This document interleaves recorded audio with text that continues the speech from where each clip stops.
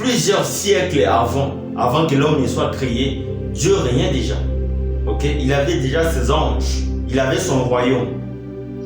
En fait, sa royauté ou sa divinité n'est pas liée à qui que ce soit ou quoi que ce soit.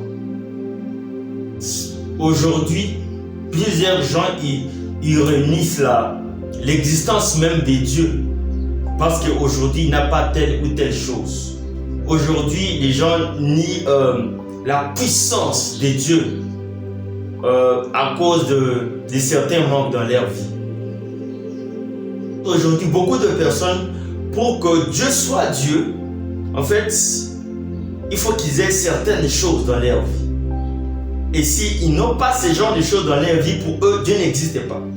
La Bible déclare que, or, sans la foi, il est impossible de lui être agréable. Okay? Lui, ce qu'on dit, il est impossible de lui être agréable. Dans certaines versions, on dit qu'on ne peut pas plaire à Dieu si on n'a pas la foi. Vous voyez? Et la Bible continue en disant que ceux qui s'approchent de Dieu doivent croire que Dieu existe et qu'il est le rémunérateur de tous ceux qui le cherchent. Bien-aimé, en fait, l'existence de Dieu n'est pas liée à ce que toi tu as envie de voir dans ta vie. Ça n'a rien à voir. Que tu puisses avoir telle ou telle chose, Dieu restera Dieu. Et c'est comme ça. Et il est au ciel. Comme preuve, il est au ciel. Les gens l'adorent jour et nuit. Il reste Dieu. Alors ne mesure pas ta foi, ne mesure pas l'existence de Dieu par rapport aux choses qui sont matérielles. Et tu attendras même certaines femmes dire que Dieu n'existe pas. Dieu n'existe pas. Parce que si seulement Dieu existait, avec toute prière que je suis en train de faire, avec des jeûnes, des montagnes que je suis en train de faire, Dieu ne me répond pas. Donc pour elle, Dieu n'existe pas. Comme elle n'a pas d'enfant, elle prie et Dieu n'a pas encore répondu. Pour elle, Dieu n'existe pas. Tu verras même certains serviteurs de Dieu. Il va commencer à se plaindre comme il n'a pas une grande église, un méga church, comme il n'a pas un avion, des véhicules, tout ça. Pour lui, Dieu ne bénit pas. Alors Dieu n'existe pas. Vous voyez, il y a certaines personnes, elles se disent que non, aujourd'hui, comme ma vie est bloquée, c'est la souffrance pour ces moments, je ne suis pas stable financièrement, pour moi, Dieu n'existe pas. Parce que si Dieu existe, je n'aurais pas toutes ces choses. Je n'aurais pas vivre ces souffrances. Ces genres de philosophie. Donc, pour les hommes, ils ont réduit Dieu au niveau des avoirs. Mais ce qu'il y a, tu verras les mêmes gens-là qui se plaignent, ils se réveillent tous les jours en forme. Dieu les protège. Ils ne sont pas malades. Ils sont nourris tous les jours. Ils sont en train de respirer. Mais pour eux, comme ils n'ont pas certaines catégories de choses, Dieu n'existe pas. Donc Dieu est bon seulement si on a certaines choses. Bien aimé, pendant que je parle, je suis en train de penser à une histoire qui s'est passée dans la Bible. Dans 1 Samuel 1, le verset 8. Anne était en train de se plaindre auprès de son mari. Écoutez un peu ce que son mari dit. Elkanah dit, elle a dit, pour toi, je ne vaux pas plus que 10 fils. Elkanah lui pose cette question. Il a dit, moi je ne vaux pas plus que 10 fils pour toi. Alléluia. Ça c'est quelqu'un qui était révélé. Anne se plaignait de sa situation. Anne se plaignait. Et Elkanah voulait juste lui faire comprendre que son amour pour lui, ça vaut plus que les enfants qu'elle est en train de pleurer pour le moment. Parce que c'est l'amour des pères et de la mère qui amène les enfants. Okay? C'est parce que Dieu nous a aimés. C'est à cause de l'amour de Dieu et la foi en nous qui va créer les miracles. C'est la foi en Dieu et son amour qui va créer des choses que nous manquons. Alléluia. Et ce n'est pas pour autant que nous devons être là, en fait, d'insulter Dieu parce qu'on n'a pas telle ou telle chose. Bien aimé, ça ne va rien changer. Ça ne va rien changer. Mets ta foi en Dieu. Si tu n'as pas telle chose, tu remercies Dieu pour ça.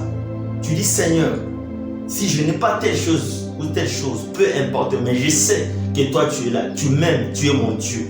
L'amour de Dieu, je me demande, qu'est-ce qui est plus important dans la vie que d'avoir l'amour de Dieu sur nous? Je me demande quelle est cette chose-là qui a de la valeur plus que l'amour de Dieu sur nous. Moi, personnellement, je ne vois pas. Les paralytiques qui étaient devant les temples, n'est-ce pas que Jésus a l'amour? Alors posez-vous la question pourquoi Jésus ne l'avait pas guéri?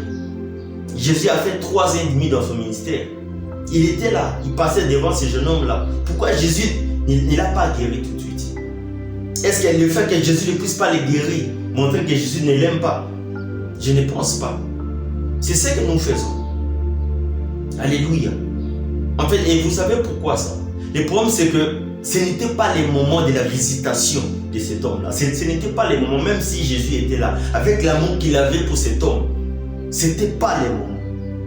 Mais ce que j'aime, cet homme-là, quelques temps après, Dieu l'avait visité.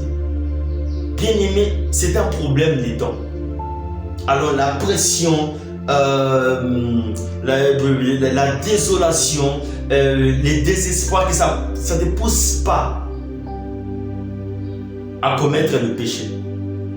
Que ces choses-là ne te poussent pas à insulter Dieu.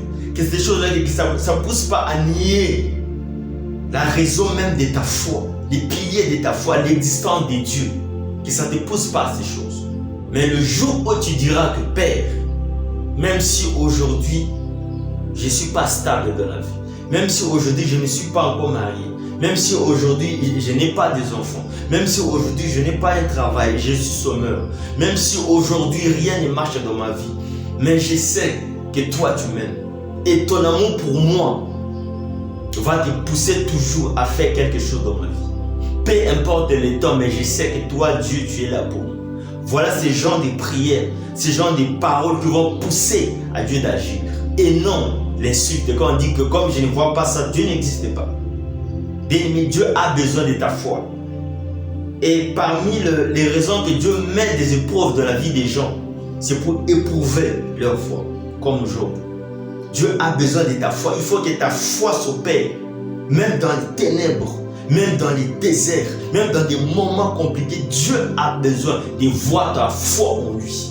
Job a dit que je sais, peu importe ma situation actuelle, peu importe les circonstances actuelles, mais je sais que Dieu est avec moi, il est amour, il m'aime, il va se réveiller. C'est comme ça que nous devons parler. Je mets qu'un Job aujourd'hui qui puisse déclarer ces paroles, et non ces paroles de désespoir. Que quelqu'un dise que peu importe ce qui va se passer, je sais que Dieu est avec moi et il va me visiter.